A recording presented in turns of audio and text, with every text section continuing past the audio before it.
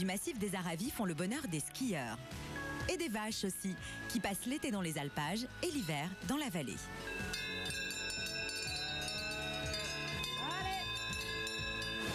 Ce sont ces vaches de race Abondance qui donnent le lait du reblochon.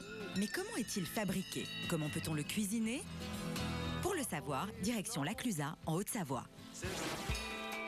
Marie-Louise fabrique ses reblochons 2 fois par jour, le matin et le soir, tous les jours de l'année. Il est 17h30, c'est l'heure de la traite, et il faut 4 litres de lait frais pour fabriquer un reblochon fermier. Le lait, il part par des tuyaux en inox, poussé par le tuyau d'air, et ça va directement dans la cuve. Dès que la traite est terminée, on met coaguler le lait avec de la présure.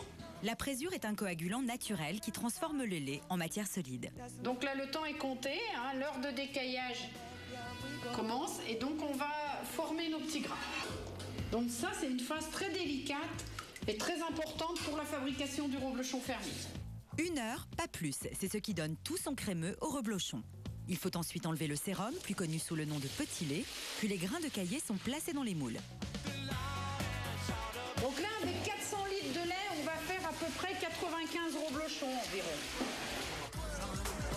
Le reblochon fermier est entièrement fabriqué à la main. Marie-Louise place des poids pour achever de presser le fromage. Les reblochons sont ensuite salés dans un bain de saumure, un bain d'eau salée, avant d'être placés au séchoir. Et tous les jours, les fromages, on les retourne sur les planches.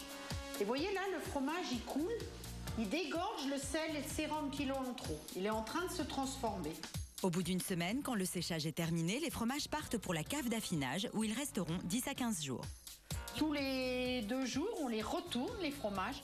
On leur humidifie la peau avec un petit peu d'eau salée. Et c'est comme ça que se développe tout doucement la petite mousse blanche qu'on voit sur le reblochon. Les fromages sont enfin emballés pour être vendus à un fromager affineur qui s'en occupera pendant 1 mois avant de les livrer au crémier. C'est l'heure de passer à table.